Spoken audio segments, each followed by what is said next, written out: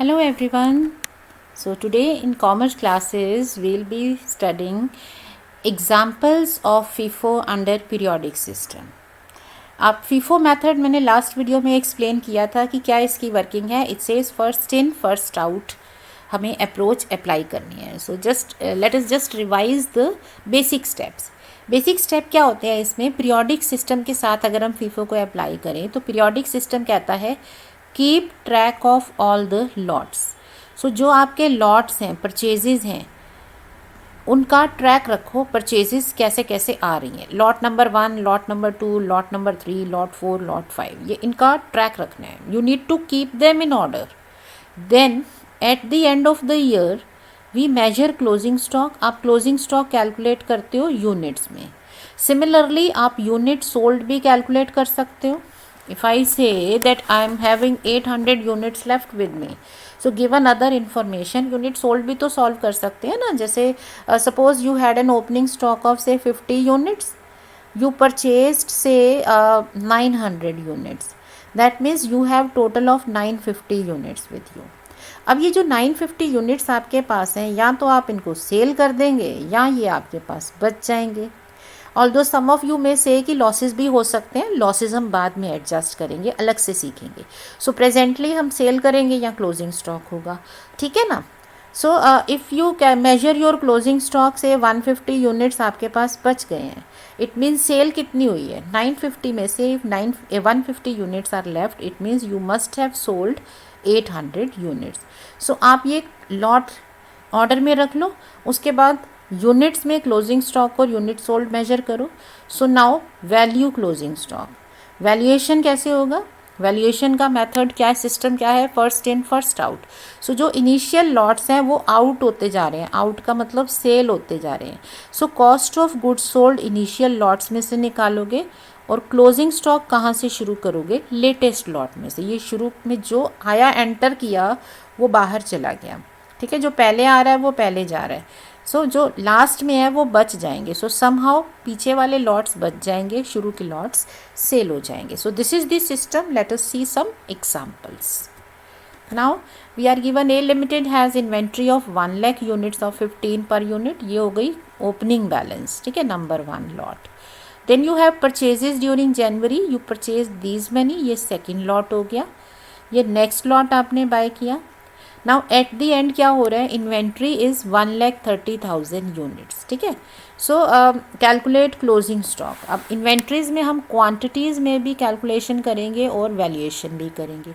So total quantity कितनी है? You had 1 lakh in the beginning, then 2 lakh खरीदा, 1 लाख और बाय किया. सो टोटल क्वांटिटी है 4 lakh.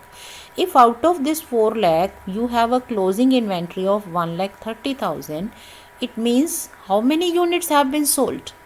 So you must have sold 2,70,000 units. ये सेल हुए होंगे, ठीक है ना. Now we are to measure the value. So closing inventory कैसे निकालेंगे? सो फीफो मेथड कहता है जो पहले आया वो पहले सेल होगा. So this will be sold first, फिर सेकेंड लॉट की सेल होगी, फिर थर्ड की बारी आएगी. सो क्लोजिंग स्टॉक कहाँ से मिलेगा? It will be from the latest lots. अब लेटेस्ट लॉट में 1 लाख यूनिट्स आपके पास हैं. So this lot is left with you. It is a part of closing stock. But does it makeup closing stock? You have closing stock of 1,30,000 units.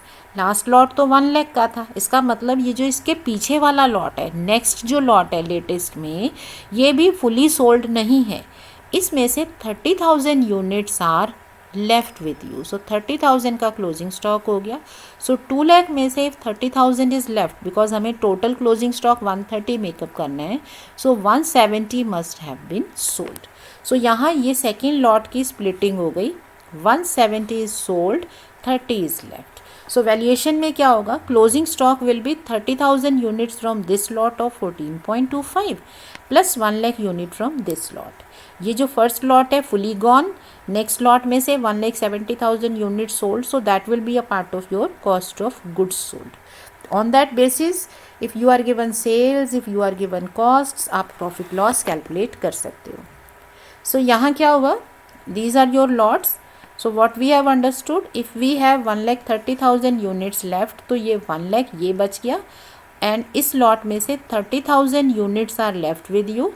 So remaining 170 must have been sold. So when you club these two, this will give you cost of goods sold. When you club these two, this will give you closing stock. So how will our work go? Closing stock हो गया latest lot plus 30,000 units उसके next पिछले lot में से. So this is your closing stock. Cost of goods sold का formula आपने पढ़ा हुआ है 11th स्टैंडर्ड में. You can use that formula. Opening stock है, परचेजेस सारी हैं, क्लोजिंग स्टॉक हमने मेजर कर लिया. Okay, so this is your closing stock. आप फॉर्मूला अप्लाई करो. अल्टरनेटिव क्या है इसका? अल्टरनेटिव ये है कि why to go for all these calculations. हमें तो अपने क्वेश्चन में ही नज़र आ रहा है कौन से लॉट की सेल हुई है.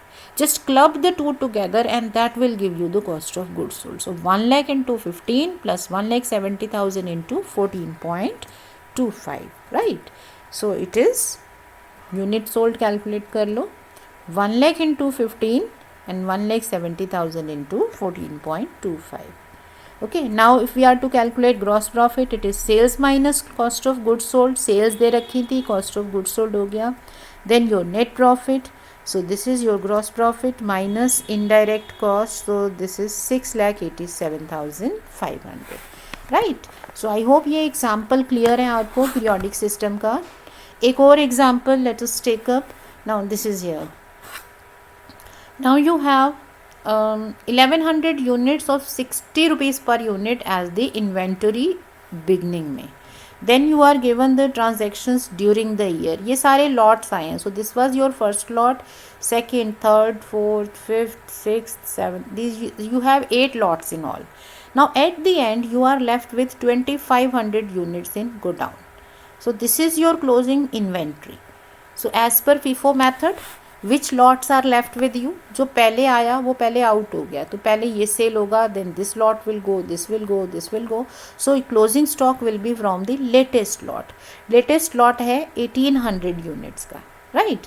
So it means this lot is left with you. This lot is left with you, but ये तो 1800 units का ही है. You are having 2,500 units in all. It means you need 700 units more. It means out of this lot 700 units are left in closing stock.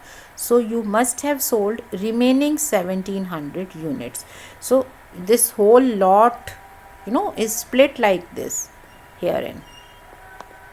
So all these are sold and this is your closing stock. So this 17 into 65, this into 65. So you have closing stock of 700 into 65 plus 1800 into 69, and you have opening cost of goods sold as 1100 into 60, 1000 into 62, this into 56, 57, 59, 2000 into 60, and in this lot 1700 units at the rate of 65. All right. So closing stock is from the latest lot, as I explained you, 1800, and from this 700. This is fully left. From herein you are left with 700. So ये splitting है. इसके ऊपर आपका cost of goods sold है. Although for cost of goods sold we can calculate this with the formula. Opening stock is given. We know all the purchases. सारी purchases add कर दो, closing stock minus कर दो. ये आ जाएगा, कोई issue नहीं है. But why to go for this? हमें तो टेबल में सारी कैलकुलेशन दिख रही है. So there is no point of doing more calculation. पहले सारे प्लस करो फिर माइनस करो. What is the point in this? You just pick up the lots which you have sold as per FIFO system. आपको units पता है 9200 units आपके sell हुए हैं. So you just pick it up from here. 1100 into 60 plus 1000 into 62 plus this 1500 into 59, 2000 into 60, और यहाँ से कितना बच गया 1700. So this up to this आपका closing stock cost of goods sold आ जाएगा. सेम आंसर आएगा, कोई इशू नहीं है. So I hope you are able to apply FIFO in periodic system. So next time we will work on perpetual system. So that is it for the day. Stay learning and practicing. Thank you.